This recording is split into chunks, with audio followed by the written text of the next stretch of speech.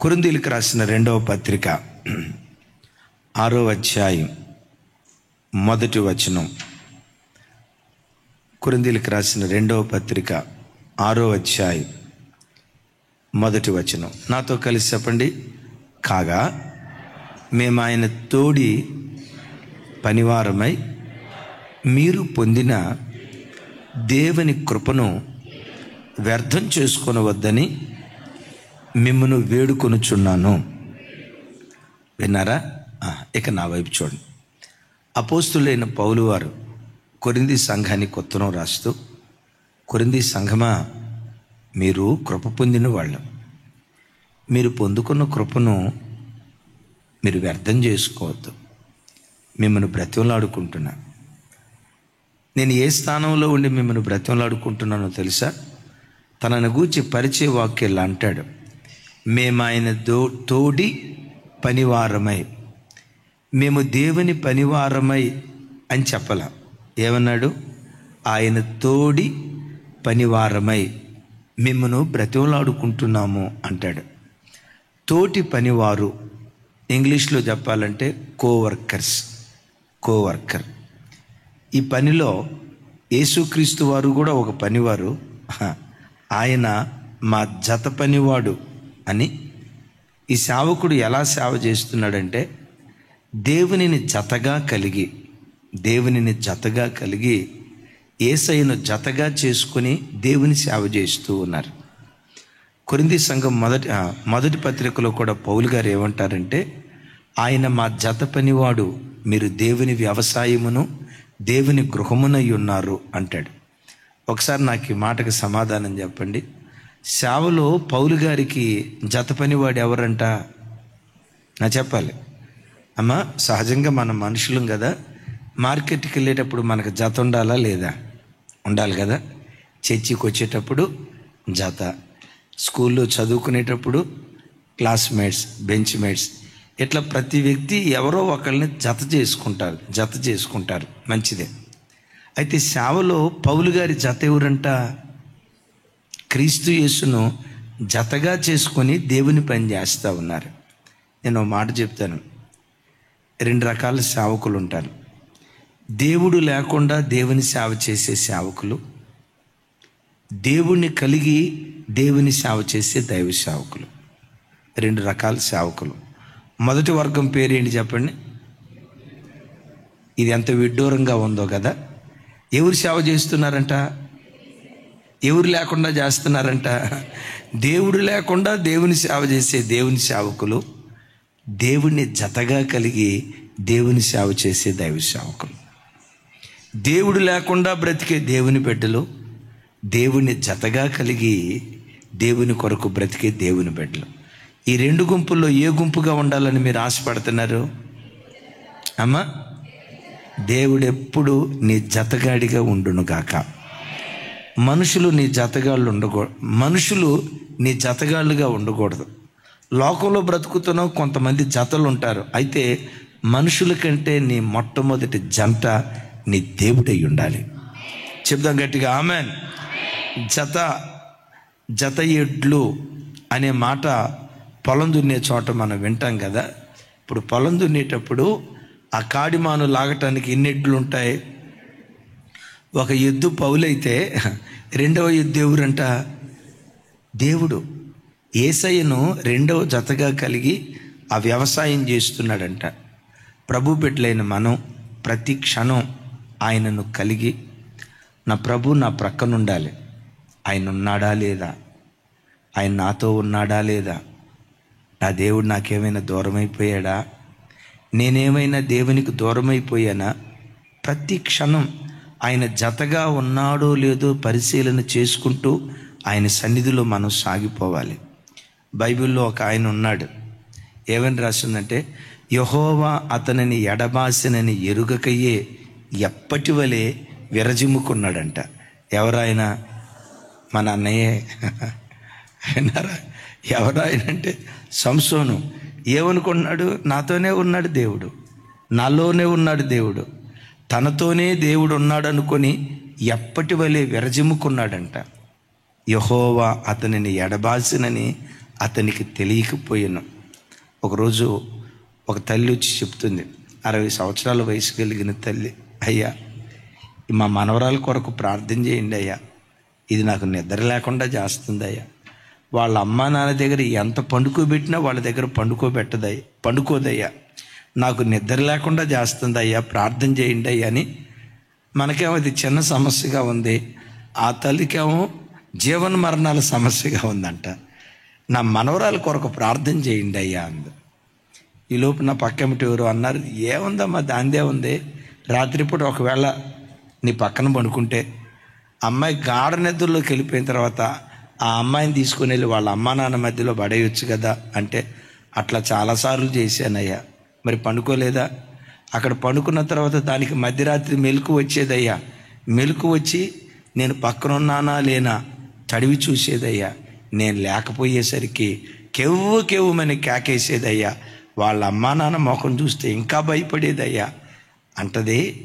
మధ్యరాత్రి వాళ్ళ అమ్మా నాన్న ప్రక్కన పండుకోబెడితే నా మనవరాలు తడివి చూస్తుంది, మా నాయనమ్మ నా పక్కనే ఉందా, మా నాయనమ్మ నా పక్కన పడుకుందా లేదా తడివి చూస్తుందయ్యా. నేను లేకపోతే అరుస్తుంది, కేకలేస్తుంది.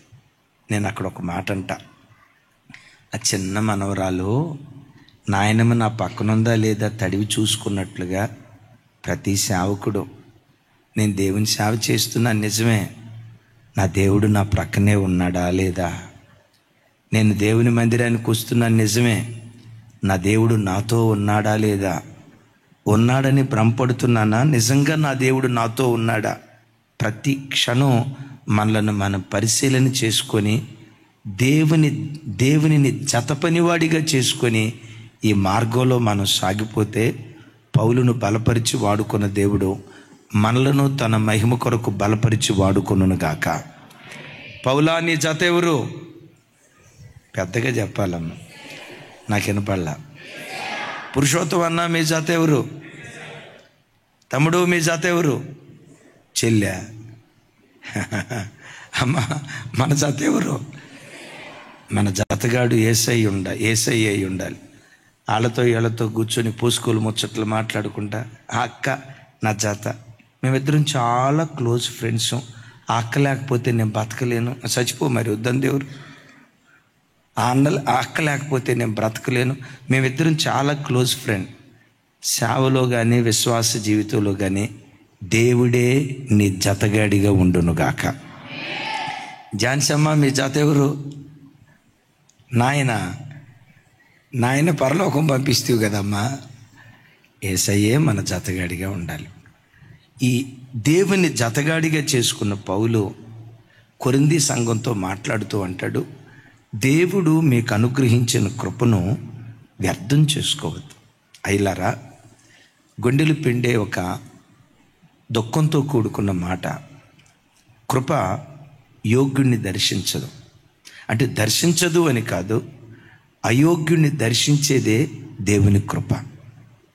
తగినవాడు కాకపోయినా, పాత్రుడు కాకపోయినా, సామర్థ్యం కలిగినవాడు కాకపోయినా, ఆ కృపను పొందుకోవటానికి తగిన క్వాలిఫికేషన్స్ ఏవీ లేకపోయినా వెతుక్కుంటూ అయోగ్యుణ్ణే దేవుని కృప దర్శిస్తుంది. దేవుడు మీకు అనుగ్రహించిన కృపను వ్యర్థం చేసుకోవద్దు అని అంటున్నాడంటే, కొరింథీ సంఘం ఏం పొందుకున్న సంఘం? దేవుని కృపను పొందుకున్న సంఘం. దేవుని కృప కొరింథీ సంఘం మీదకి దిగొచ్చిందంటే మీరు అనుకోవచ్చు, బాబోయ్ వాళ్ళు ఎంత మంచోళ్ళో, ఎంత గొప్ప గుణం కలిగిన వాళ్ళో, ఎన్ని శ్రేష్టమైన లక్షణాలు కలిగిన వాళ్ళో, అందుకనే దేవుని కృప వాళ్ళని దర్శించి ఉంటుంది కదా అని అనుకుంటామేమో. అయిలారా, ఆ రోజుల్లో ఉన్న పట్టణాల్లో కొరింథీ పట్టణం బహు చెడ్డ పట్టణం అంట. ఎంత చెడ్డ పట్టణమో ఒక మాట బైబిల్లో నుంచి మీకు గుర్తుకు తెస్తాను. చూడండి, కొరింథీయులకు రాసిన మొదటి పత్రిక, ఇప్పుడు మనం చదువుకున్నది 2వ పత్రికలో కదా, మొదటి పత్రిక 6వ అధ్యాయం 9వ వచనం నుంచి 11వ వచనం వరకు. 6వ అధ్యాయం.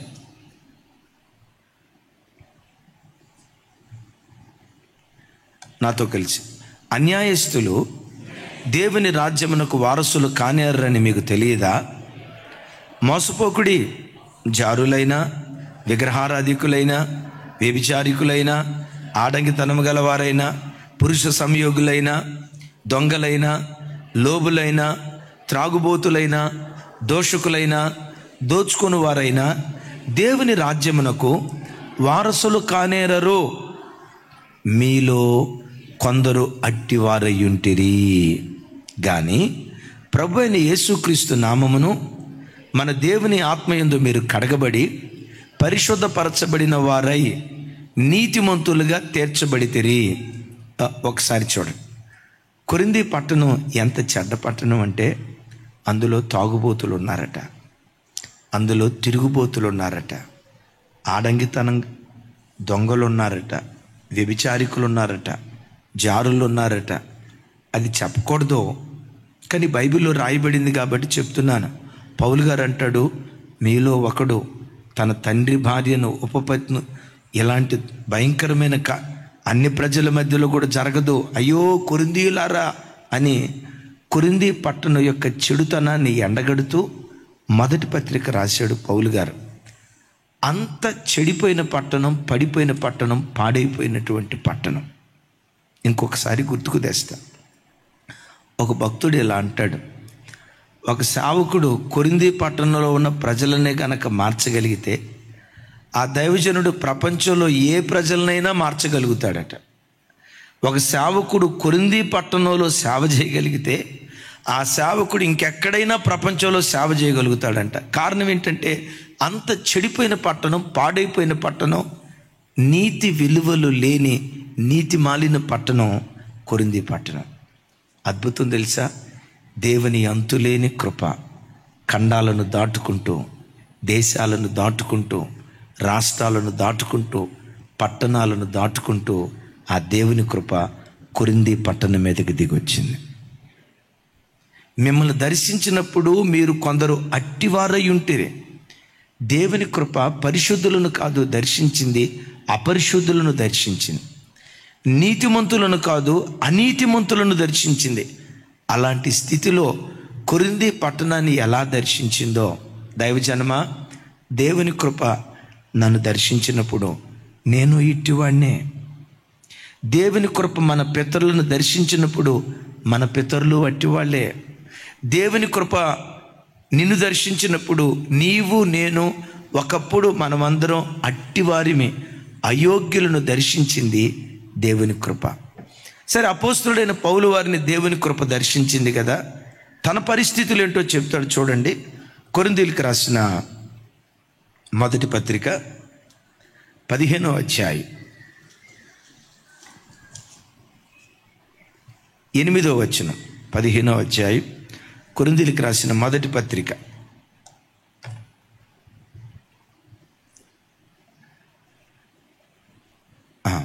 అందరికీ కడపట అకాలమందు పుట్టినట్టు పుట్టినట్టు నాకును కనబడెను. మరోసారి చిన్న 8వ వచనం. అందరికీ కడపట అకాలమందు పుట్టినట్టున్న నాకును కనబడెను.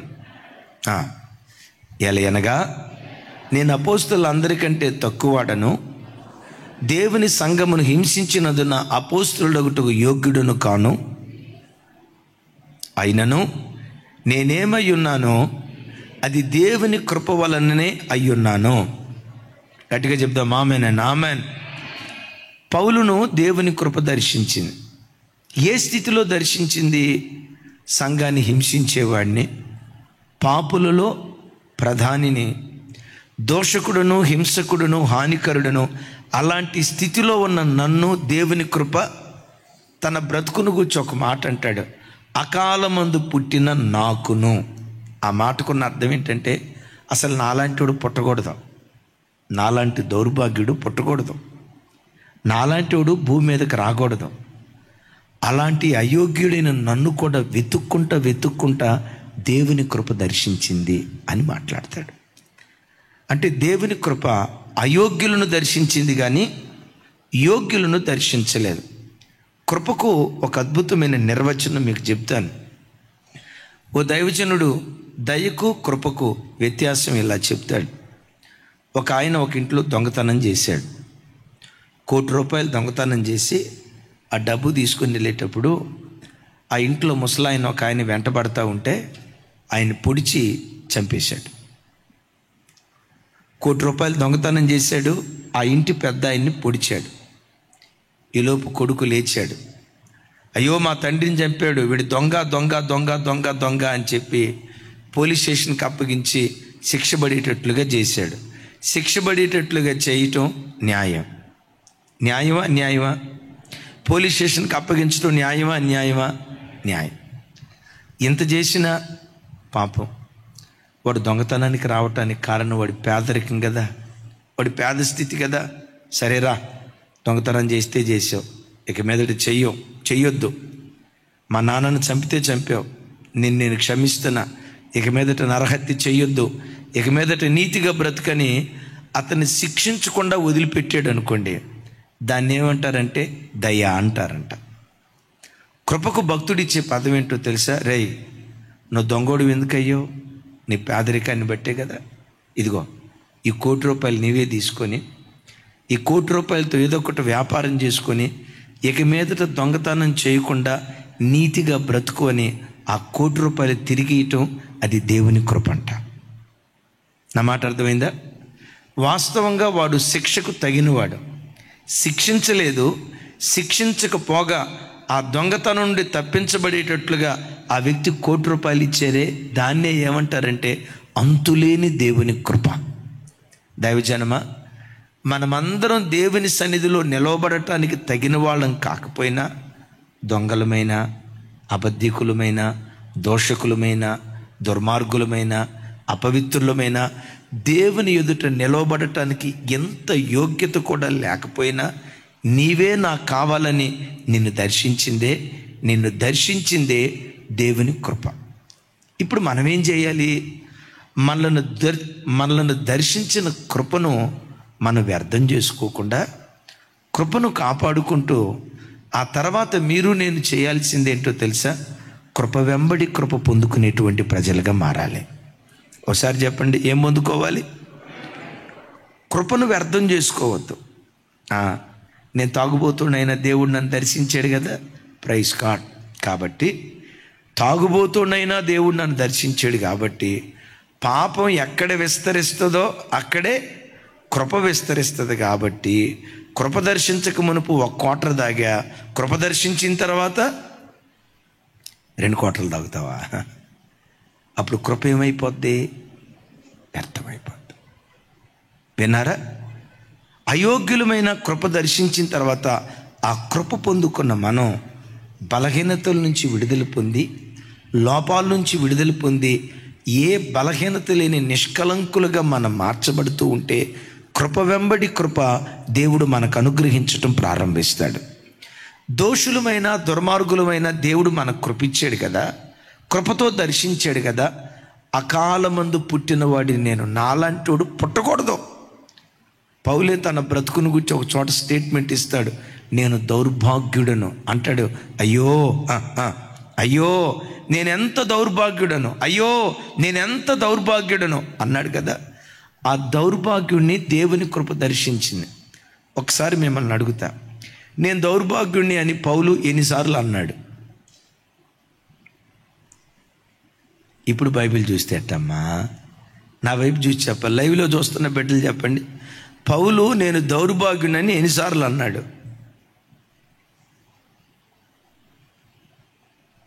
సరే, కనీసం ఒకసారైనా అన్నాడా అనలేదా? రైట్, బతికిచ్చారు. ఎక్కడన్నాడు? రోమపత్రికలో అన్నాడు. ఒకసారి అన్నాడా? పదే అన్నాడా? ఇప్పుడు చెప్తారు దీనికి. చెప్పాలి. ఒక్కసారి అన్నాడా? పదే అన్నాడా? ఒక్కసారి అన్నాడు. ఎందుకు? దౌర్భాగ్యపు స్థితిలో దేవుని కృప నన్ను దర్శించింది. ఆ కృప అనే నిచ్చెన పట్టుకొని మెట్టు ఎక్కుతూ ఆ దౌర్భాగ్యపు స్థితిలో నుంచి విడిపించబడి ఇప్పుడు నేను ఏ మెట్టుకు ఎదిగానో తెలుసా? నేను క్రీస్తును పోలి నడుచుకున్న ప్రకారం మీరు నన్ను పోలి నడుచుకొనిడి అన్నాడు. Praise the Lord. నాలాంటి వాడు పుట్టకూడదు అన్నాడు ఒకప్పుడు. ఇప్పుడు పౌలుని చూసి జనం ఏమంటారో తెలుసా? పుడితే ఇట్టాటివాడు పుట్టాలరా, బ్రతికితే ఇట్టాటి బ్రతుకు బ్రతకాలరా, జీవిస్తే ఇట్లాంటి జీవితం జీవించాలరా అని ఇప్పుడు దౌర్భాగ్యుడు ధన్యజీవిగా మారిపోయాడు. నా మాట మీకు అర్థమైందా? దౌర్భాగ్యుడు నోరు తెరవాలి. దౌర్భాగ్యుడు ధన్యజీవిగా మారిపోయాడు. తల్లి, చెల్లి, అయ్యా నా వైపు చూడు. చెడ్డోళమని దేవుడు తృణీకరించకుండా ఈ చెడ్డదాన్నే వెతుక్కుంటూ దేవుడు వచ్చాడు. ఈ చెడ్డోడినే దేవుడు వెతుక్కుంటూ వచ్చాడు. కృప మనలను దర్శించిన తర్వాత దినదినం ఎదుగుతూ ఏ చెడుతనము లేని ఒక పరిపూర్ణత వైపు మనం నడిపించబడితే కృప వెంబడి కృప దేవుడు మనకు అనుగ్రహించడం ప్రారంభిస్తాడు. ఎలాగో చెప్తాను. బైబిల్లో ఒక ఆయన ఉన్నాడు, ఆయన పేరు జక్కయ్య. చెప్పండి. జకరియా కాదు, ఆయనకు ఒక డిగ్రీ ఇచ్చారు. చెప్పండి ఏం పేరు? అదే మాట్లాడాలి. పొట్టి జక్కయ్య. రైట్. పొట్టి జక్కయ్య చెట్ల చాటును కూర్చొని యేసు ప్రభును చూద్దామని మొత్తానికి చెట్ల చాటును కూర్చున్నాడు. విచిత్రం ఏంటో తెలుసా? ఎరికోలో 1000 మంది ప్రజలున్న ఎరికో పెద్ద పట్టణం. పాత నిబంధనలోనే మహా గొప్ప పట్టణం తెలుసు కదా. ఇప్పుడు క్రొత్త నిబంధనకు వచ్చేసరికి ఎరికో ఎంత పెద్ద పట్టణం అయి ఉండొచ్చు. నేను ఒక మాట అంటా, 200 సంవత్సరాల క్రితం హైదరాబాద్ పెద్ద పట్టణం. 200 సంవత్సరాల క్రితం. 200 సంవత్సరాల తర్వాత ఇప్పుడు హైదరాబాద్ పట్టణం అది మహాపట్టణం అయిపోయింది కదా. ఇప్పుడు మహాపట్టణంగా పిలువబడుతున్న ఎరుకోకు యేసుక్రీస్తు వారు వచ్చారు. 1000 మంది ప్రజలు ఎరుకోలో ఉన్న దేవుని అంతులేని కృప, పొట్టివాడు, సుంకరి, పాపాత్ముడిగా పిలువబడుతున్న జక్కయ్యని అంతులేని కృప దర్శించింది. అయితే తనను దర్శించిన కృపను జక్కయ్య కాపాడుకున్నాడు. కాపాడుకోవటమే కాదు, నేనంట కృప వెంబడి కృప పొందుకున్నాడు. జక్కయ్య దిగిరా అన్నాడు. మారు మాట మాట్లాడకుండా త్వరగా దిగి వచ్చాడు. చూడండి, తన ప్రయత్నం ఏమీ లేకుండానే యేసుక్రీస్తు వారిని, అయ్యా యేసుక్రీస్తు వారు పిలిస్తే దిగి వచ్చిన తర్వాత యేసుక్రీస్తు దగ్గరికి వచ్చి, అయ్యా మా ఇంటికి రాయ్యా, ఒక గ్లాసుడు మంచినీళ్ళు తాగాయ్యా, మజ్జిగిచ్చిపో, కొంచెం మజ్జిగ తాగాయ్యా అని అన్నాడా? అనలా. చూడండి, ఆ కృపే అంది, నేడు నేను నీ ఇంట ఉండవలసి ఉన్నది అన్నాడు. ఇదే కృప. ఈ సంఘం ఇచ్చింది దేవుని కృప. ఈ నిష్ప్రయోజకుడిని దైవసేవకుడిగా నిలవబెట్టింది దేవుని కృప. ఆయన పవిత్రమైన రక్తంతో నిన్ను కడిగింది దేవుని కృప. నీకు ఆ ఉద్యోగం ఇచ్చింది దేవుని కృప. ఇది నీ ప్రయత్నం ద్వారా, నీ క్రియల ద్వారా జరిగింది కాదు, ఉచితంగా పొందుకుంది. సరే, జక్కయ్య ఇంటికి యేసయ్య వచ్చారు. యేసయ్య జక్కయ్య ఇంటికి వచ్చి జక్కయ్యతో ఏమి మాట్లాడలా. జక్కయ్య ఇన్కమ్ ట్యాక్స్ ఆఫీసర్గా ఉండి వాటర్ బిల్ కలెక్ట్ చేయడానికి వెళ్ళాడు. 100 రూపాయలు వచ్చింది వాస్తవంగా బిల్లు. మా సార్ ఏం చేశాడంటే 100 పక్కన ఇంకో 0 పెట్టాడు. ఎంత అయింది? 1000 అయింది. మొత్తానికి 100 రూపాయలు అక్కడ కట్టి 900 రూపాయలు ఇంటికి తెచ్చుకున్నాడు. కరెంటు బిల్లు మీటర్, ఆ రోజులో కరెంటు బిల్లు లేదు కానీ మనకు అర్థమయ్యే భాషలో చెప్తాను, 50 రూపాయలు వచ్చి ఉంటుంది. 50 పక్కన 0 పెట్టాడు. 500 రూపాయలు. ఇట్లా డబ్బులన్నీ అక్రమంగా ఒకప్పుడు వసూలు చేశాడు. దేవుని కృప తన ఇంటికి రావటంతో కృప ఒక్క మాట కూడా మాట్లాడలా. జక్కయ్య ఈ ఫ్రిడ్జ్ ఎక్కడిది? జక్కయ్య ఈ కూలర్ ఎక్కడిది? ఈ సెల్ ఫోన్ ఎవరు డబ్బులతో సంపాదించావు? ఒక్క మాట కూడా అడగకుండానే జక్కయ్య తనంతట తాను ప్రభు దగ్గరికి వచ్చి, అయ్యా నేను ఎవరెవరి దగ్గర దోచుకున్న దానికి తిరిగి ప్రతిగా 4 గంటలు చెల్లిస్తా. నేను సంపాదించిన వాటిలో సగం ఆస్తి బేదలకిస్తా అని అంటే, అప్పుడు ఆ కృప జక్కయ్యని ఏమందో తెలుసా?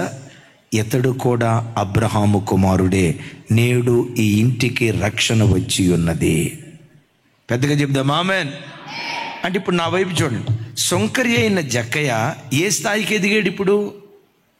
అబ్రహాము, నోరు తెరిచి చెప్పాలి, ఎవరు కొడుకంట? కొంచెం పెద్దగా చెప్పాలి. జక్కయ్యని పట్టుకొని అందరూ ఊరోళ్ళందరూ పొట్టి జక్కయ్య, సొంకరి జక్కయ్య, అక్రమాలు చేసే జక్కయ్య, లంచగాడైన జక్కయ్య, దుర్మార్గుడైన జక్కయ్య, ఈ మాటలు మాట్లాడుతూ ఉన్న ప్రజలు అలా మాట్లాడుతూ ఉంటే ఇప్పుడు ప్రభు జక్కయ్యని పట్టుకొని ఏమంటాడు తెలుసా? ఇతడు కూడా, అందరు చెప్పాలి, ఇతడు కూడా అంటే పాపిని కృప దర్శించింది నిజమే. ఆ కృపను వ్యర్థం చేసుకోకుండా తనలో ఉన్న బలహీనతలన్నీ తొలగించుకుంటూ ఉండటాన్ని బట్టి ఇతడు ఇప్పుడు ఏ స్థాయికి వెళ్ళాడంటే అబ్రహాము కుమారుడు స్థాయికి ఎదిగాడు. ఇక్కడ ఇంకో మాట కూడా చెప్తాను. ఇతడు కూడా అబ్రహాము కుమారుడే అనే మాట వాడటానికి కలిగిన చాలా కారణాలు ఉన్నాయి. వాటిలో ఒక కారణం ఏంటంటే అబ్రహాముతో దేవుడు మాట్లాడిన ఆ దినమందే సున్నతి చేసుకున్నాడు. ఏ దినమందు? జక్కయ్య కూడా దేవుడు తనను దర్శించిన ఆ దినమందే తన బ్రతుకును దిద్దుకున్నాడు. కాబట్టి ఇప్పుడు ఎవరి కుమారుడిగా మార్చబడ్డాడు? నేను మిమ్మల్ని అడుగుతా, అబ్రహాము కుమారులు అందరూ ఎక్కడుంటారు? అబ్రహాము రొమ్మును ఉంటారు. అబ్రహాము రొమ్ము ఎక్కడుంది? పరదేశు అనే మాట మనం చూస్తాం కదా. సరే, పరదేశు కింద ఉందా పైన ఉందా తీరి కాదు. ఒక మాట చెప్తాను, అబ్రహాము కుమారులుగా పిలువబడిన వారందరూ పరలోక రాజ్యం చేరుకునే భాగ్యం దేవుడు అనుగ్రహిస్తాడు. Praise the Lord. అయితే జక్కయ్య ఆ స్థాయికి ఎదగటానికి కారణం ఏంటంటే తనను దర్శించిన కృపను తను వ్యర్థం చేసుకోకుండా బ్రతుకును దిద్దుబాటు చేసుకోవటం ప్రయత్నం చేశాడు. కృప కొన్నిసార్లు కొంతమంది జీవితంలో ఎందుకు వ్యర్థమవుతుందో, ఎందుకు దూరం అవుతుందో 2 మాటలు మీకు చెప్తాను. చూడండి ఒకసారి. కీర్తనల గ్రంథం 66వ కీర్తన 18వ చరణం నుంచి 20వ చరణం వరకు. కీర్తనల గ్రంథం 66వ కీర్తన తమ్ముడు చివరి చరణాలు. Thank you. నాతో కలిసి చెప్పండి. నా హృదయములో నేను పాపమును లక్ష్యము చేసిన ఎడల ప్రభువు నా మనవి వినకపోవును. 19 త్వరగా తమ్ముడు. నిశ్చయముగా దేవుడు నా మనవి అంగీకరించి ఉన్నాడు. ఆయన నా విజ్ఞాపన ఆలకించి ఉన్నాడు. దేవుడు నా ప్రార్థనను తోసివేయలేదు. నా యొద్ద నుండి తన కృపను తొలగింపలేదు. ఆయన సన్నుతింపబడునుగాక. నా వైపు చూసి నాతో కలిసి మాట చెప్పండి. తన కృపను నా యొద్ద నుండి తొలగించలేదు. ఎందుకు కృపను దేవుడు తొలగించలేదంటే 18వ వచనంలో అంటాడు, నా హృదయమందు పాపమును లక్ష్యము చేసిన ఎడల. నా హృదయంలో పాపాన్ని నేను లక్ష్యం చేయలా. దేవుని పిల్లరా, ఎక్కడ లక్ష్యం చేయలేదట? హృదయములో పాపమును లక్ష్యము చేయలేదు. అంటే ఒకసారి చూడండి, పాపాన్ని హృదయములో లక్ష్యం ఉంచడం అంటే ఏంటి? లోకంలో మనం బ్రతుకుతున్నాం కదా, చాలామంది పిల్లలు అడుగుతూ ఉంటారు, అన్నయ్య దేవుల్లో బ్రతికే పిల్లలకు అసలు తప్పుడు ఆలోచనలు అనేవి వస్తాయా రావా? ఒకవేళ ఎప్పుడైనా తప్పుడు ఆలోచనలు వస్తే మనం దుర్మార్గులమేనా? దేవుడు మనల్ని అంగీకరించడా? హృదయం ఎన్నో రకాలుగా ఆలోచిస్తూ ఉంటుంది కదా. ఒక్క రోజుకొచ్చి కొన్ని వేల తలంపులు మనుషుని హృదయంలో పుట్టుకొస్తాయి. ఒక యవన తమ్ముడు అడిగిన మాట, హృదయంలో ఎప్పుడైనా తప్పుడు ఆలోచన రావటం, ఇలా తప్పుడు ఆలోచన వస్తే దేవుడు సహిస్తాడా సహించడా అడుగుతూ ఉన్నారు. నేను అప్పుడు ఒక మాట చెప్పాను, తమ్ముడు, గొప్ప దైవజనులు మార్టిన్ లూథర్ గారు ఆలోచనల గురించి, హృదయపు ఆలోచనల గురించి ఇలా చెప్తారు. ఏం చెప్తారంటే, ఆలోచనలు ఆకాశంలో ఎగిరే పక్షులు లాంటివి. ఏ మనిషి కూడా తనకు తలపైగా, తన తలకు పైగా పక్షులు ఎగరకుండా ఆపలేడు. ఏ వ్యక్తి కూడా తన తలకు పైగా పక్షులు ఎగరకుండా ఆపలేడు. కానీ ఆ పక్షులు తల మీద గూడు కట్టుకొని గుడ్లు పెట్టకుండా మాత్రం ఆపగలుగుతాడు. ఆమెన్ చెప్పండి ఒకసారి. ఏమన్నాను? నేనల్లా. మార్టిన్ లూథర్ గారు అన్న మాట ఏంటంటే, ఆ పక్షులు తల మీద గూడు పెట్టకుండా గుడ్లు పెట్టకుండా అది మాత్రం మనం ఆపగలుగుతాం. ఆకాశంలో పక్షులు మన తలకు పైగా ఎగరకుండా మనం ఆపలేం. ఆపగలుగుతామా దాన్ని? ఒకసారి చెప్పండి. ఏమండి, ఎగరకూడదని చెప్పి ఆకాశం వైపు యేసు నామములో ఆగిపోనా? ఆగదది. ఎగురుతూ ఉంటాయి, వెళ్తూ ఉంటాయి. ఆకాశంలో పక్షులు ఎగరకుండా మనం ఆపలేం. అట్లాగే శరీరంతో బ్రతుకుతున్నాం కదా, మనకు ఒక హృదయం ఉంది కదా. కొన్నిసార్లు మన ప్రమేయం లేకుండా హృదయంలో నుంచి ఆలోచనలు పుట్టుకొస్తాయి కదా. కొన్ని సందర్భాల్లో కోడని ఆలోచన హృదయంలో వస్తుంది. దాని మీద లక్ష్యం ఉంచకూడదు. ఈ మాట పట్టుకోండి, దాని మీద లక్ష్యం ఉంచకూడదు. హృదయంలో పాపాన్ని లక్ష్యం ఉంచడం అంటే ఆ ఆలోచన మీద స్టిక్ ఆన్ కాకూడదు. దాని గురించి మనం ఆలోచించకూడదు. ఆకాశ పక్షి అలా ఎగురుతా వెళ్తుంది, ఓ చిన్న తప్పుడు ఆలోచన రాబోతుంది. ప్రభువా నీకు స్తోత్రం. ఆ ఆలోచన నుంచి వెనువెంటనే నిన్ను నువ్వు తప్పించుకునేటట్లు ఉండాలి. అది హృదయములో పాపమును లక్ష్యముంచని పవిత్రమైనటువంటి జీవితం.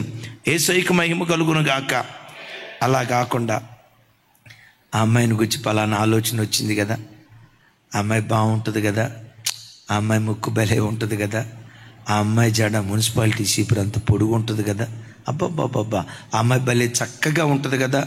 ఇదే ఆలోచన మీద ఒకడు తిరుగుతున్నాడంటే వాడు పాపం మీద లక్ష్యం ఉంచినట్టు లెక్క. అంటే వాడు ఏం చేస్తున్నట్లు? తల మీద గూడు కట్టినట్టు, ఆ తల మీద అది గుడ్లు పెట్టుకొని పిల్లలు పొదగటానికి అవకాశం ఇచ్చినట్లు. పాపులమే, అపవిత్రులమే, చండాలపోలమే, నీచులమే అంతులేని కృప దర్శించిన తర్వాత ఆ కృపనే నిచ్చెన పట్టుకొని దౌర్భాగ్యులైన మనం పౌలులాగా ధన్యకరమైన స్థితిలోకి ఎదిగేటువంటి వారిగా ఉండాలి. ఈ కృప ఈ దౌర్భాగ్యుని చివరికి ఏ స్థితిలోకి తీసుకొని వెళ్ళాలని ఆశపడుతుంది. కృప వెంబడి కృప పొందుకోవటం అంటే ఏంటో గన్ షాట్గా ఒక మాట చెప్తాను. యేసు ప్రభు వారు ఒక మాట అంటారు, ఇదిగో నేను చెప్పబోయే ఈ మాట కృప పొందినవాడే అంగీకరిస్తాడు, అనుగ్రహము పొందినవాడే అంగీకరిస్తాడు. ఏంటయ్యా మాట ఒకసారి చెప్పండి. 3 రకాల నపుంసకులు ఉంటారు. నంబర్ 1, తల్లి గర్భంలో నుంచి పుట్టేటప్పుడే నపుంసకులుగా పుట్టినవారు. నంబర్ 2, మనుషుల చేత నపుంసకులుగా మార్చబడినవారు. నంబర్ 3, పరలోక రాజ్యము కొరకు తమ్మును తాము నపుంసకులుగా దేవుని కొరకు అప్పగించుకున్న వాళ్ళు. ఇంకోసారి ఈ మాట చెప్పమంటారా? నంబర్ 1, తల్లి గర్భంలో నుంచి పుట్టేటప్పుడే నపుంసకులుగా. నపుంసకులు అంటే అటు వివరాలు నేను చెప్పను, కానీ మీకు తెలియదేం కాదు. తల్లి కడుపులో నుంచి వచ్చేటప్పుడే అటు ఆడగాక ఇటు మగగాక నపుంసకులుగా పుట్టేవాళ్ళు ఉంటారు. రాజుల చేత రాణులను కాపాడటానికి కొందరిని నపుంసకులుగా మార్చారు. కొంతమంది ఉన్నారు చూసారా, వాళ్ళ అవయవాలన్నీ చక్కగా పనిచేస్తాయి, కన్ను చక్కగా ఉంటుంది, ఒక పురుషునికి ఉండాల్సిన అవయవాలన్నీ ఉంటాయి, స్త్రీకి ఉండాల్సిన అవయవాలన్నీ ఉంటాయి. సహజ సిద్ధంగా ప్రతి మనిషిలో బయలుదేరే కోరికలు వాళ్ళల్లో బయలుదేరతాయి. కానీ వాళ్ళు ఏం చేస్తారో తెలుసా? ఆ ఇచ్చలు తీర్చుకోకుండా వాటిని చంపుకుంటూ డాగు మచ్చ ముడతలేని నిష్కలంకమైన జీవితం జీవిస్తారు ఆ నపుంసకులు. ఇది అందరూ చేయలేరు. ఎవరు చేయగలుగుతారా అంటే కృప పొందిన వాడే ఇది చేయగలుగుతాడు అంటారు. యేసయ్య చెప్దాం. ఏమండి ఒకసారి నా వైపు చూడండి. ఆకలైంది, ఆ ఆకలైన ఇప్పుడు దాహమైనప్పుడు నీళ్లు త్రాగితేనే కదా ప్రాణం ఉపశమనం పొందేది. ఆకలైనప్పుడు అన్నం తింటేనే కదా. నేనంట ఆకలైనా నీళ్లు త్రాగకుండా, ఆకలైనా ఆహారం భుజించకుండా, దాహమైన నీళ్లు త్రాగకుండా ఒక వ్యక్తి తను దేవునికి అంకితం చేసుకోవాలంటే ఇది సాధ్యమా? అసాధ్యమని మీరు అంటారు. కృప పొందిన వాడికి సమస్తము సాధ్యమే. ఇది దేవుని. అసలు ఒక్కసారి చూడండి, కృప ఎవరిని దర్శించింది? దొంగోడిని దర్శించింది. నా మాట లోతు గ్రహించండి. ఇక్కడ కృప ఎవరిని దర్శించింది? చండాలపోని దర్శించింది. కృప ఎవరిని దర్శించింది? వావి వరసలు అక్రమంగా బ్రతికే వాడిని దర్శించింది. ఆ దర్శించిన కృప వీడిని ఇప్పుడు ఏ స్థాయికి తీసుకెళ్ళిందంటే దేవుని కొరకు నపుంసకుడిగా బ్రతికే స్థాయికి తీసుకుని వెళ్ళింది. ఏమంటారో తెలుసా? కృప వెంబడి కృప. చప్పలు కొడుతూ దేవునికి స్తోత్రాలు చెప్తా. ఎలాంటి అంతులేని కృప మన ఒక్కొక్కరి మీద దేవుడు కుమ్మరించినట్లు చప్పలు కొడుతూ స్తోత్రాలు చెప్దాం. ఆమెన్. కన్ను ఉంటుంది, మోహంతో చూడ్డే కాడు, అయిపోయింది. నోరు ఉంటుంది, బూతు మాట వెకిలి మాట మాట్లాడడం. చెవులుంటాయి, కోడనితో వినడం. హృదయం ఉంటుంది, తప్పుడు ఆలోచనలు రావు. ప్రతి అవయవం క్రీస్తు నిమిత్తం చేసుకొని తను తాను నపుంసకుడిగా బ్రతుకుతాడు. ఇది అందరికీ సాధ్యం కాదు. చెప్పండి ఎవరికి సాధ్యం? చెప్పాలి. ఇది ఎవరికి సాధ్యం? అనుగ్రహము పొందిన వాడికి, మానవ మాతృడికి సాధ్యం కాదు. ఇలాంటి అంతులేని కృప వెంబడి కృప పొందుకునే భాగ్యం దేవుడు మనకు అనుగ్రహించును గాక. మరొకసారి చెప్తా, చెడినోళ్ళమే పడినోళ్ళమే కృప దర్శించింది. ఆ కృప నేను నిచ్చెన పట్టుకుని జక్కయ్యలాగా అబ్రహాము కుమారులుగా మనం మార్చబడదాం గాక. రెండో, కృప ఎవరిని దర్శిస్తుంది? చండాలపోని దర్శించింది. కృప వెంబడి కృప అందరినీ దర్శించదు. ఏ కృప అయితే దేవుడు అనుగ్రహించాడో ఆ కృపను కాపాడుకుంటూ ఎవడెక్కువ ప్రయాసపడతాడో వానికి కృప వెంబడి కృప దేవుడు ఇవ్వటం ప్రారంభిస్తాడు. చూడండి, ఆ మాట ఇందాక చదువుకున్నాం. కొరింథీయులకు రాసిన మొదటి పత్రిక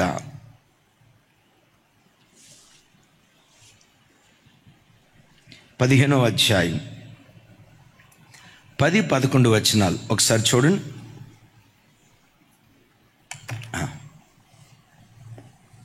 నాతో కలిసి చెప్పండి.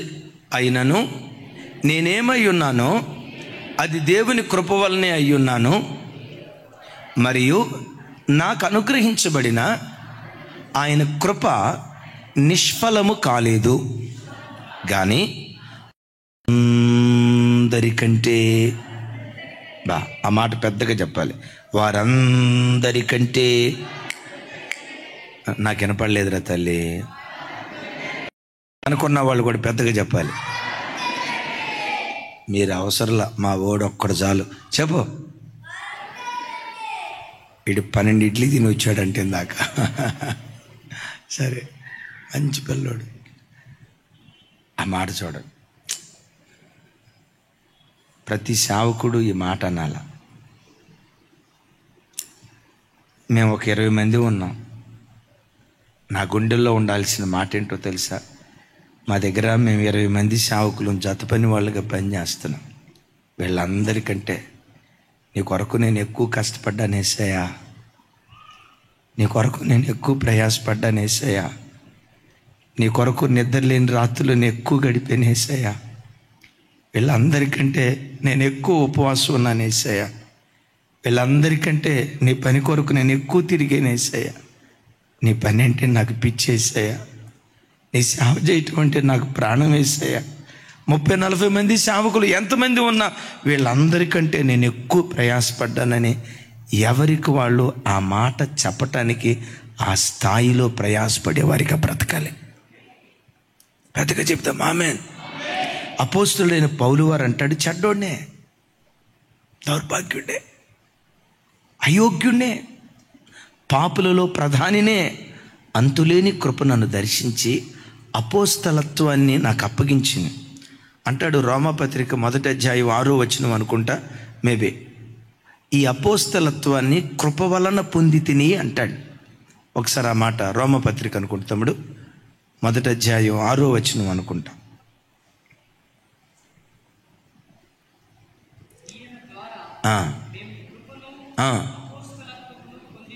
రైట్, నాతో కలిసి చెప్పండి. ఈయన నామము నిమిత్తము సమస్త జనులు విశ్వాసమునకు విధేయులగునట్లు ఈయన ద్వారా మేము కృపను అపోస్తలత్వమును పొందితిమి. ఈ కృప ఎవరి ద్వారా పొందాము? యేసుక్రీస్తు వారి ద్వారా పొందాం. యేసుక్రీస్తు వారి ద్వారా ఎందుకు ఈ కృపను పొందాం? పౌలెంత గొప్పోడో తెలియచేయటానికి కాదు, ఆయన నామము నిమిత్తం ఈ కృపను మేము పొందాం. యేసయ్యకి మహిమ కలుగును గాక. ఒకసారి బిడ్డలారా నా వైపు చూడండి. ఇక్కడ కూర్చొని వాక్యం చెప్తున్న నా మొదలుకొని యవన ఆడపిల్లల వరకు, యవన మగపిల్లల వరకు, ఇక్కడ కూర్చొని వాక్యం వింటున్న మీ వరకు, లైవ్లో ఎంతమంది ప్రజలైతే వాక్యం వింటున్నారో ప్రతి బిడ్డ కృప కలిగిన దేవుని యొద్ద నుండి ఏదో ఒక కృప పొందినటువంటి వాళ్ళమే. ఏదో ఒక కృప దేవుడు మనందరికీ అనుగ్రహించాడు. కృప పొందిన మనం ఏ కృప అయితే దేవుడు మనకు అనుగ్రహించాడో ఆ కృపను వినియోగిస్తూ ప్రభు కొరకు మనం ఎక్కువ ప్రయాసపడేటువంటి వారిగా ఉండాలి. ఎవరైతే ఎక్కువగా ఆ కృపను వినియోగిస్తూ ప్రయాసపడతారో, ఇచ్చిన కృపలో ఎవరు నమ్మకంగా ఉంటారో, అగైన్ ఇచ్చిన కృపలో ఎవరు నమ్మకంగా ఉంటారో ఆ నమ్మకమైన సేవకుడికి కృప వెంబడి కృప దేవుడు అనుగ్రహించడం ప్రారంభిస్తాడు. ఆ నమ్మకమైన విశ్వాసికి కృప వెంబడి కృప దేవుడు అనుగ్రహించడం ప్రారంభిస్తాడు. యేసయ్యకు మహిమ కలుగును గాక. మన ఈ బ్యాక్గ్రౌండ్ చూసారా? బ్యాక్గ్రౌండ్ ఒకప్పుడు మీటింగ్స్ కానీ ఆదివారం చర్చిలో బ్యాక్గ్రౌండ్ కానీ, మన చర్చికి వచ్చే ఒక కుటుంబం ఉంది, వసంత్ అన్నని. వాళ్ళు చింతల ప్రాంతం నుంచి వస్తారు. వాళ్ళకి ఆర్ట్లు వేయటం అన్నా, డెకరేషన్ చేయటం అన్నా, అలంకరించడం అన్నా వాళ్ళకి ఆ కృప ఇచ్చాడు దేవుడు. వాళ్ళకి ఆ కృప ఇచ్చాడు. వాళ్ళలో ఆ కృప ఉందన్న సంగతి నాకు తెలిసి, మీటింగ్స్ డెకరేషన్ కానీ బ్యాక్గ్రౌండ్ డెకరేషన్ కానీ వాళ్ళకి అప్పగించేవాళ్ళు. అద్భుతం తెలుసా? ఎంత కూడా ఆశించరు ఆ బిడ్డలు మా దగ్గర. ఇంత కూడా ఏ పనైనా అప్పగిస్తే పగలనకుండా రాత్రి అనకుండా చర్చికి వచ్చి ఎంత కష్టపడి ఆ బిడ్డలు పనిచేస్తారో, ఎంత కష్టపడతారో. వచ్చేటప్పుడు భార్య, భర్త, వాళ్ళ ఇంట్లో 4 పిల్లలు ఉంటారు. మొత్తం 6 పిల్లలు. సాయంత్రం శనివారం 9 వస్తారు. 1 గంట 2 దాకా చర్చ్ అంతా డెకరేట్ చేసి, ఆ రోజుల్లో చర్చ్ అంతా డెకరేట్ చేసి 1 గంట 2 ఆ ప్రాంతంలో ఇంటికి వెళ్ళేవాళ్ళు. ఫస్ట్ సర్వీస్కి వస్తారు. ఆ రోజుల్లో 6:30కి ఫస్ట్ సర్వీస్, 6:30 కల్లా టకామని మందిరానికి వస్తారు. నాకు ఆ బిడ్డలను చూస్తూ ఉంటే, ఆ బిడ్డలుగా చాలామంది ఉన్నారు. ఒక మాట, వాళ్ళకిచ్చిన కృప కొరకు ఎంత ప్రయాసపడ్డారంటే అంత ప్రయాసపడ్డారు. ఆ కుటుంబీకులు, ఆ బిడ్డలంతా అంత ప్రయాసపడ్డాన్ని బట్టి దేవుడు అద్భుతం వాళ్ళ కుటుంబంలో ఏం చేశాడో తెలుసా? ఒక అబ్బాయిని అమెరికా పంపించాడు. ఇంకొక అబ్బాయి ఇప్పుడు సేవ చేస్తున్నాడు. వాళ్ళ కొడుకుల్లో ఒక అబ్బాయి ఇప్పుడు MBBS డాక్టర్గా 2nd ఇయర్ 3rd ఇయర్ చదువుతున్నాడు. దేవుని కొరకు ఆ బిడ్డలు పడిన ప్రయాసాన్ని ఎంత కూడా దాచుకోకుండా 100 ప్రతిఫలం ఆ బిడ్డలకు దేవుడిచ్చాడు. చెప్దాం గట్టిగా ఆమెన్. అంటే ఏ కృప అయితే దేవుడు మనకిచ్చాడో ఆ కృప నిమిత్తం చెప్పండి ఏం చేయాలి? ప్రయాసపడాలి. అపోస్తుడైన పౌలు గారు అందరికంటే గొప్ప కృప పొందినవాడు. పేతురు గారు గొప్ప కృప పొందినవాడా? పౌలు గారు గొప్ప కృప పొందినవాడా? పేతురు గారేమో కేవలం యూదులకు మాత్రమే వాక్యం ప్రకటించే కృప పొందినవాడు. పౌలు వారు ఉన్నాడు చూసారా? యూదులందరికీ, యూదులకు మాత్రమే కాదు, విశేషంగా అన్యజనులకు దేవుని వాక్యం ప్రకటించే కృప, ఖండాల చుట్టూతా తిరిగి దేవుని వాక్యం ప్రకటించే కృప పొందుకున్న ఏకైక వ్యక్తి, మొట్టమొదటి వ్యక్తి ఎవరయ్యంటే అపోస్తులైన పౌలు వారు. నేనంట పగలనకుండా రాత్రి అనకుండా ఊరూరా తిరుగుతూ ఉండాలంటే బట్ట పిండబడినట్లుగా శరీరం పిండబడి ఉండాలి. నేను అలసిపోయానల్లా, ఇంత కష్టం నేను పడలేనల్లా, అమ్మో ఇంత ప్రయాసం నేను ఎక్కడ పడతాను అని అనుకోవాలా.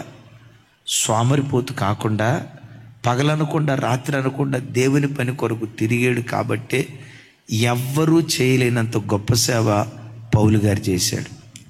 పౌలు గారు అంటాడు, నాకు కృపిచ్చాడు, వాక్యం చక్కగా బోధించే కృపిచ్చాడు, విడమర్చి బోధించే కృపిచ్చాడు, ధర్మశాస్త్రంలో నిగూఢమైన యేసుక్రీస్తును సంఘానికి బయలుపరిచే ఆ మర్మయుక్తమైన గృహ నిర్వాహకత్వపు పని దేవుడు నాకు అప్పగించాడు.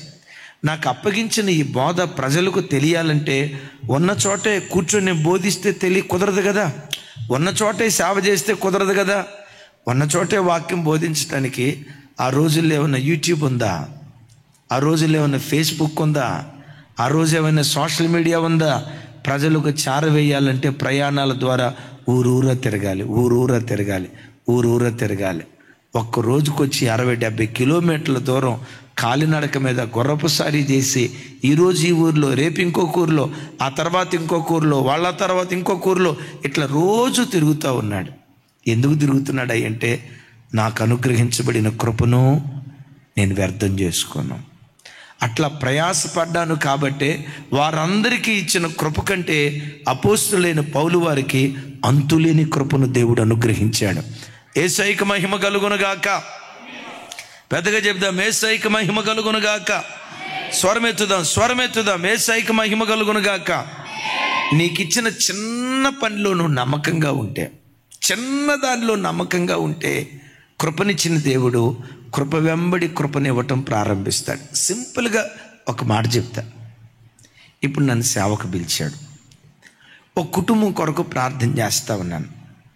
ప్రభా, పురుషోత్తం అన్న ఉద్యోగంలో కొంచెం ఇబ్బంది ఉందంటయ్యా, అన్నను ఆశీర్వదించు, ఆ సమస్యను తొలగించు అని గుండె లోతుల్లో నుంచి, ఒకవేళ నాకే సమస్య ఉంటే నేను ఎలా అల్లాడిపోతూ ఉంటానో ఆ బిడ్డ కొరకు అట్లా హృదయపూర్వకంగా ప్రార్థన చేశాను, నమ్మకంగా ప్రార్థన చేశాను అనుకోండి, దాన్ని నమ్మకత్వం అంటారు. ఆ నమ్మకత్వాన్ని నేను అట్లా నిలవబెట్టుకున్నాను అనుకోరే, వీడు ఇంత చిన్న విషయం కొరకు కూడా ఇంత భారంగా ప్రార్థన చేశాడు, వీడిని నేను మర్చిపోకూడదు. శ్యామ్ కొరకు పలానా విషయం నమ్మకంగా ప్రార్థన చేశాడు, నేను మర్చిపోకూడదని ఆ నమ్మకత్వం కలిగి దేవుని పనిలో నేను నమ్మకంగా పనిచేస్తే నమ్మకమైన వాడికి దీవెనలు మెండుగా దేవుడు కుమ్మరిస్తాడట. కొంతమంది సేవకులు ఉంటారు, కొన్ని చోట్ల ప్రార్థనలో మోకరించేటప్పుడు చాలా చోట్ల నేను గమనిస్తూ ఉంటాను. ఇదిగో పలానా మరియదాస్ గారికి మోకాళ్ళ నొప్పి అంట, మోకాళ్ళ నొప్పి తగ్గేటట్లుగా అందరం ప్రార్థన చేద్దాం అని అంటే, ప్రారంభంలో మాత్రం మరియదాస్ గారికి మోకాళ్ళ నొప్పిని తీసేయి నాయనా అని ఈ మనిషి నిద్రమత్తులోకి వెళ్ళి మధ్యలో ఏమంటాడో తెలుసా, ప్రభుకుమార్ గారికి గుండెల నొప్పి తీసేయి నాయన, మరియదాస్ గారికి గుండెల నొప్పి తీసేయి నాయన, లేని గుండెల నొప్పి పుట్టిస్తాడు మా వాడు.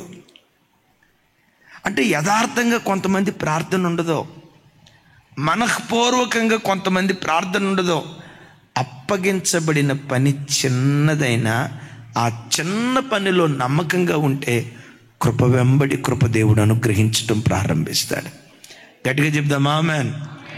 బిల్లీ గ్రాహం గారని గొప్ప సేవకులు, ఆయన చూసి అబ్బా గొప్ప సేవకుడు అంటూ ఉంటే ఆయన ఒక మాట అంటాడు, దేవుడు ఈ సేవే కాదు, ఒకవేళ ఈ రోడ్డు ఓడవమని రోడ్డు ఊడ్చే పని దేవుడు నాకు అప్పగించిన, ఆ రోడ్డు ఎట్లా ఊడుస్తానో తెలుసా, పరలోకంలో ఉన్న రోడ్లు ఎంత శుభ్రంగా ఉంటాయో ఈ రోడ్డును కూడా అంత శుభ్రంగా తీర్చిదిద్దుతాను అన్నాడంట. ఒక్కళ్ళు కూడా ఆమెను చెప్పరా. ఏమన్నాడు ఆయన?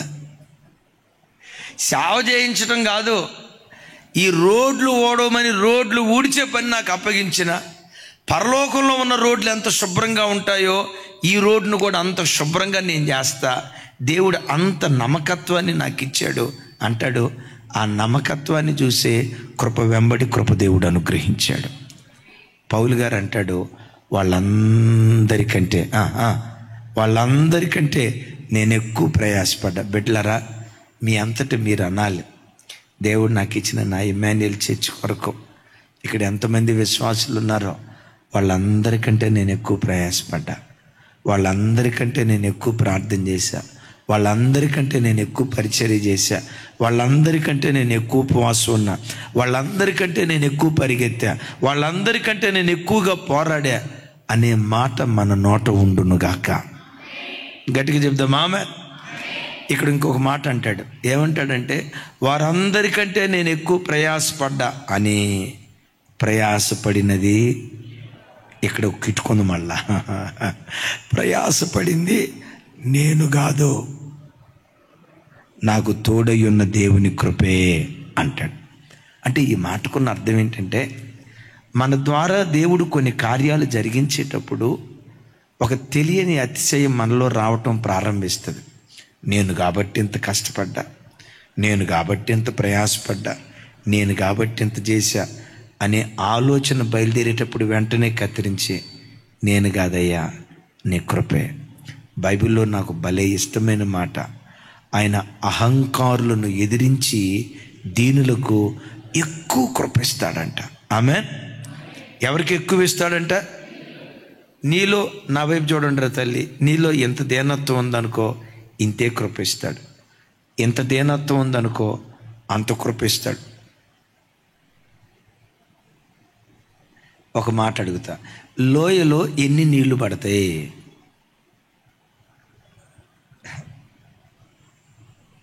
లోయలో ఎన్ని నీళ్లు పడతాయి? చాలా నీళ్లు పడతాయి. ఇదే చెప్తారు అనుకున్నా. అబ్రహం గారు, లోయలో ఎన్ని నీళ్లు పడతాయి? పురుషోత్తం గారు, లోయలో ఎన్ని నీళ్లు పడతాయి? కామారెడ్డి గారు, లోయలో ఎన్ని నీళ్లు పడతాయి? ఎంత లోతుంటే అంత నీళ్లు పడతాయి. ఎంత దీనత్వం ఉంటే అంత కృప నిన్ను ఆవరిస్తుంది. ఇది జీవిత సత్యం. నేను ఎదిగింది అది. పౌలు ఎంత గొప్ప ప్రయాసపడినది నేను కాదు. యెషయా గ్రంథంలో రాసి ఉంటుంది, ఒకడు గొడ్డలతో చెట్టు నరుగుతున్నాడు. చెట్టులు పెట ఇరిగి పడిపోతున్నాయి. చెట్లు ఇరిగిపోవటం చూసి గొడ్డలు ఎప్పుడైనా నరుకువాడిని చూసి, నేను ఎంత బ్రహ్మాండంగా నరుగుతున్నానో నీకు తెలుసా అని నరుకువాడిని చూసి గొడ్డలు అతిశయించదట. ఇప్పుడు వడ్రంగా అయినా ఏమంటారు దీన్ని? సరే చూడండి ఆ మాట. యెషయా గ్రంథం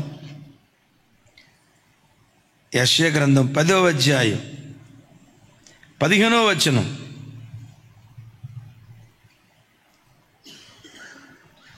యెషయా గ్రంథం 10వ అధ్యాయం 15వ వచనం. నాతో కలిసి చెప్పండి. గొడ్డలి తనతో నరుకువాన్ని చూసి అతిశయపడునా? రంపము తనతో కోయువాని మీద పొగుడుకొనునా? కోల తన్నెత్తువానిని ఆడించినట్లు, దండము కర్ర కాని వానిని ఎత్తినట్లు ఉండును కదా. సరే, ఇక అది చాలాసేపు పట్టింది. ఒక మాటలో చెప్తాను. గొడ్డలతో నరుగుతూ ఉన్నాం, పెట చెట్లన్నీ ఇరిగిపోతున్నాయి. గొడ్డలు ఎప్పుడైనా నేను బ్రహ్మాండంగా నరుగుతున్నాను కదా, నేను బ్రహ్మాండంగా పనిచేస్తున్నాను కదా అని అనుకుంటుందా?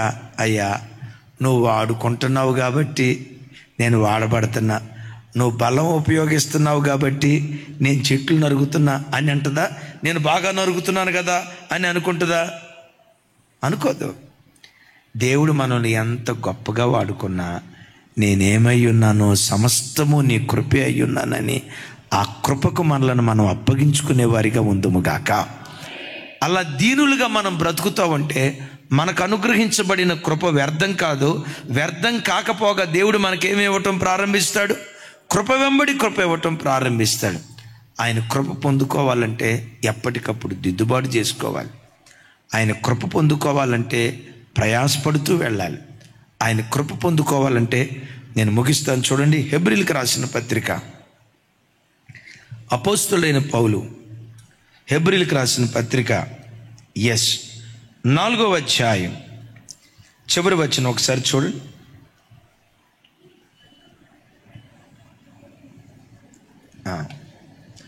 నాతో కలిసి చెప్పండి. గనుక మనము కనికరింపబడి సమయోచితమైన సహాయము కొరకు కృప పొందునట్లు ధైర్యముతో కృపాసనమునొద్దకు చేరుదుము.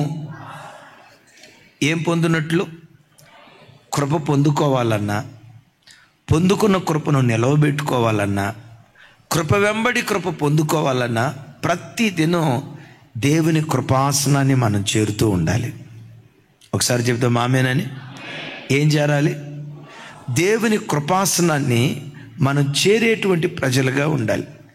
ఎవరు ఎక్కువగా దేవుని కృపాసనాన్ని చేరతారో, కృపాకరుడుకు దేవుణ్ణి ఎక్కువగా ఎవరు సమీపిస్తారో వాడు ఎక్కువ కృప పొందుకోవటానికి దేవుడు సహాయం చేస్తాడు.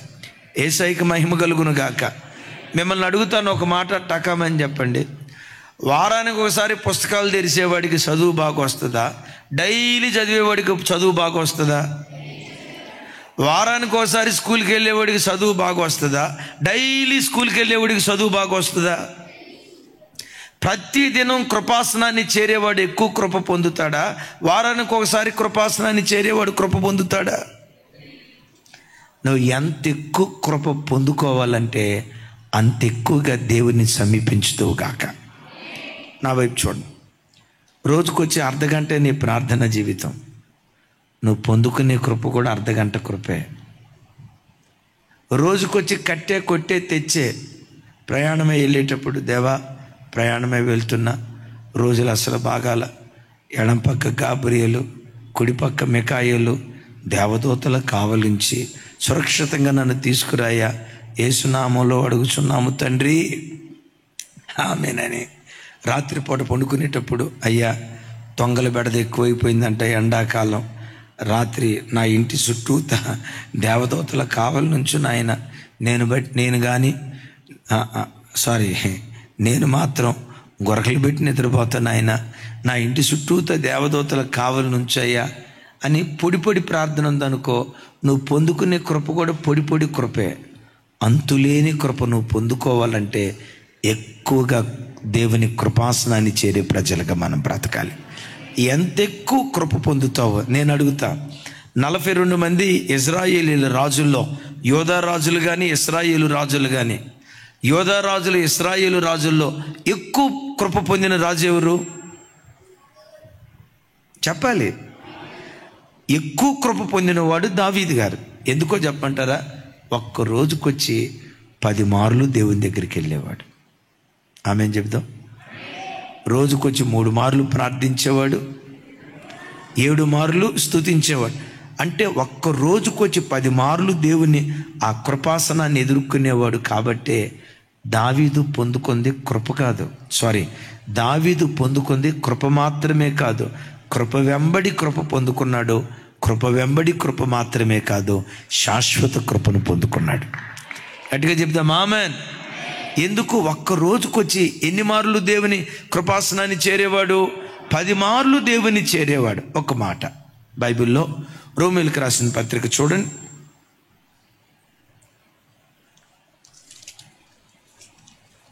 రోమీయులకు రాసిన పత్రిక అపోస్తులైన పౌలు వారు 10వ అధ్యాయం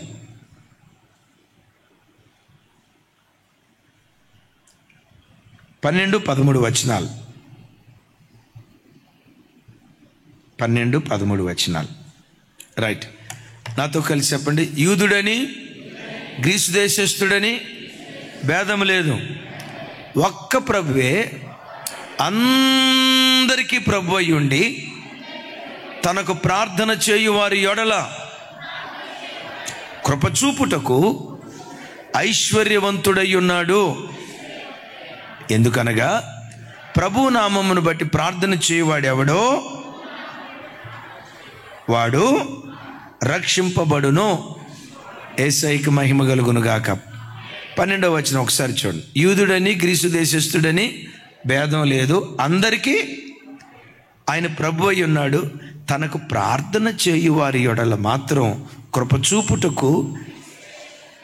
ఓ మాట, కృపలో ఏ సేవకుడు ఐశ్వర్యవంతుడవుతాడై అంటే, కృప పొందిన విషయంలో ఏ సేవకుడు ఐశ్వర్యవంతుడవుతాడంటే, ఏ సేవకుడు ప్రార్థనాపరుడుగా బ్రతుకుతాడో, ఎంత ఎక్కువగా ప్రార్థన చేస్తాడో అంత ఎక్కువ కృపలు పొందుకుంటాడు. ఇది ఏ సేవకురాలు ఎంత ఎక్కువ ప్రార్థన చేస్తుందో, ఏ సేవకురాలు ఎక్కువ ప్రార్థన చేస్తుందో ఆ సేవకురాలు ఎక్కువ కృప పొందుతుంది.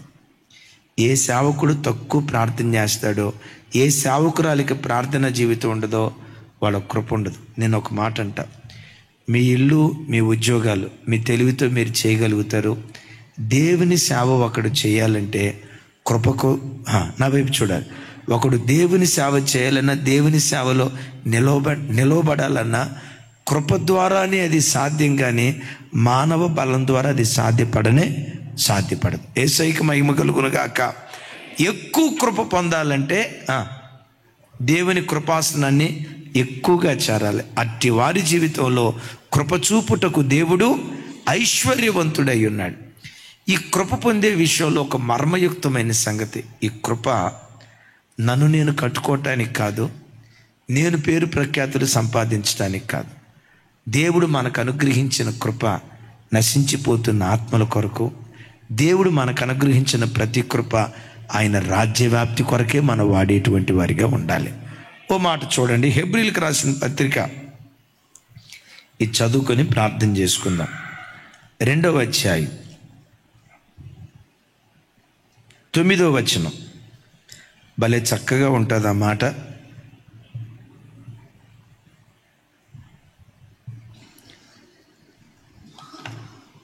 నాతో కలిసి, దేవుని కృప వలన ఆయన ప్రతి మనుషుని కొరకు మరణము అనుభవించున్నట్లు దోతల కంటే కొంచెము తక్కువవాడిగా చేయబడిన యేసు మరణము నొందినందున మహిమా ప్రభావములతో కిరీటము ధరించిన వానిగా ఆయనను చూచుచున్నాము. అందరం చప్పట్లు కొడుతూ ఈ మాటను బట్టి స్తోత్రాలు చెప్దాం. స్తోత్రం, స్తోత్రం, స్తోత్రం. రైట్, చూడండి, ఒక చక్కటి మాట. దీనికి వివరణ ఇచ్చి నేను ప్రార్థన చేస్తాను. అంటాడు, కృప పొందిన వాడు ఎలా ఉంటాడో చెప్తూ నాతో కలిసి చెప్పండి.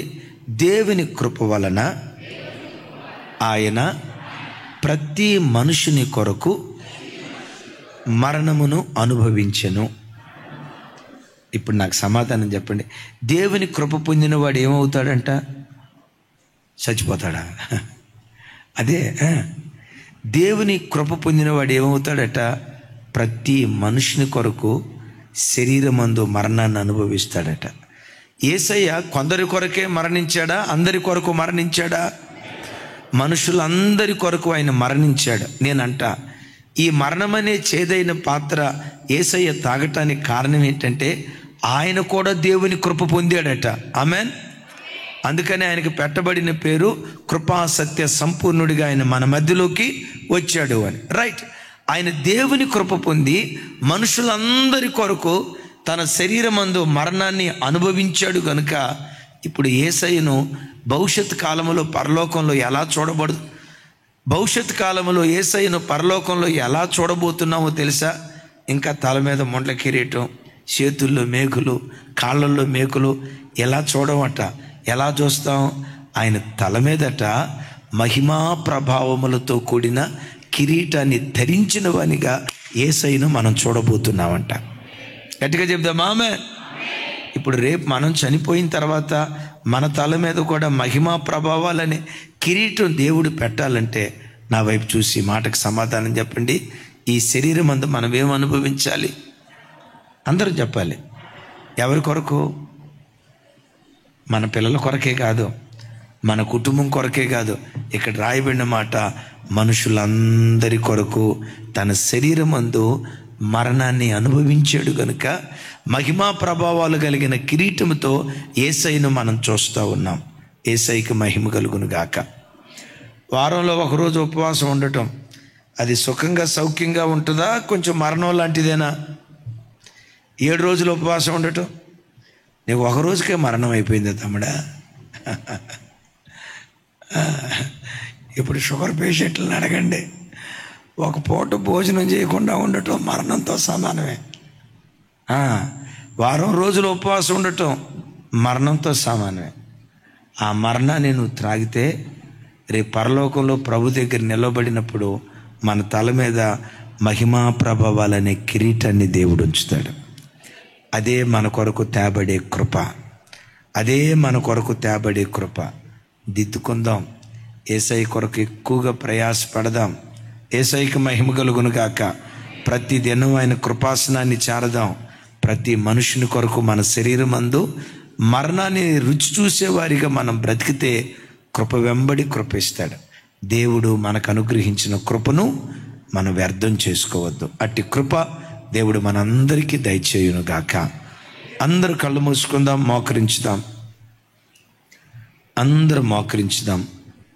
అవకాశం ఉన్న బిడ్డలందరూ మోకరించి, అయ్యా నన్ను దర్శించిన నీ కృప కొరకు స్తోత్రం, నన్ను ఆవరించిన నీ కృప కొరకు స్తోత్రం. చెడ్డదాన్నే చెడ్డవాడినే అయినా నన్ను దర్శించావయ్యా. ఆ స్థితిలో నేను మిగిలిపోకూడదు.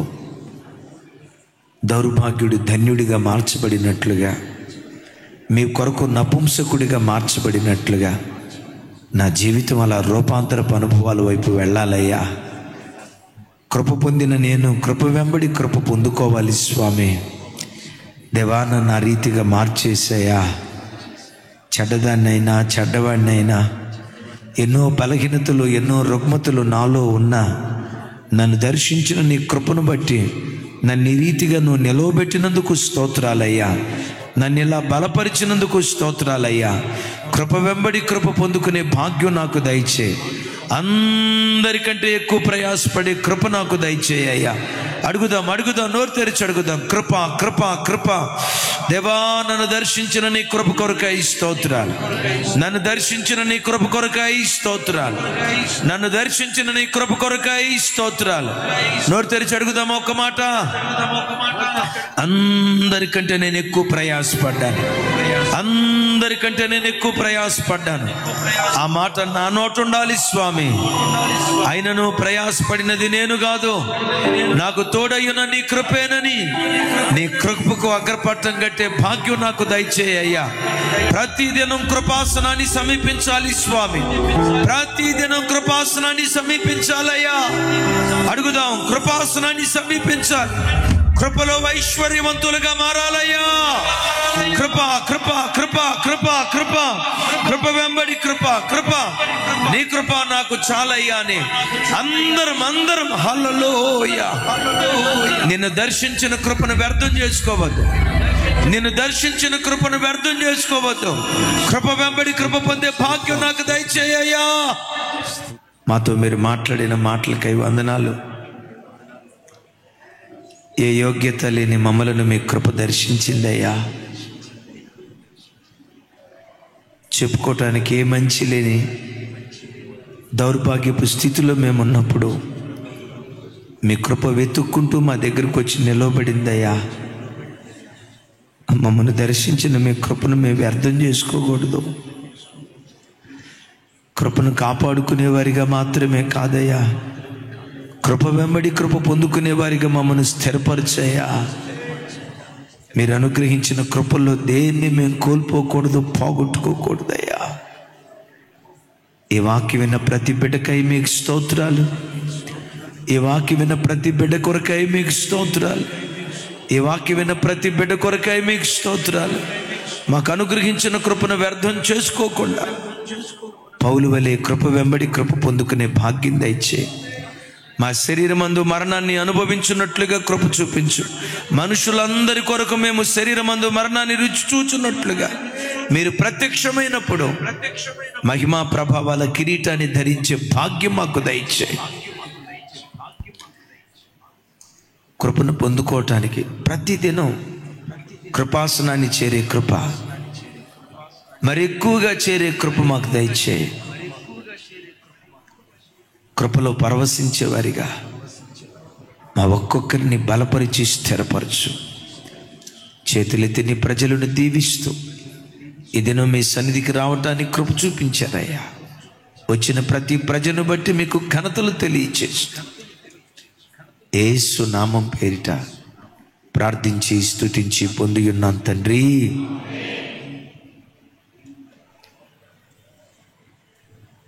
నా ప్రాణమా యెహోవాను సన్నుతించు, నా అంతరంగమున సమస్తమైన పరిశుద్ధ నామమును సన్నుతించుము. నా ప్రాణమా యెహోవాను సన్నుతించుము, ఆయన చేసిన ఉపకారములలో దేనిని మరవక. ఆమేన్.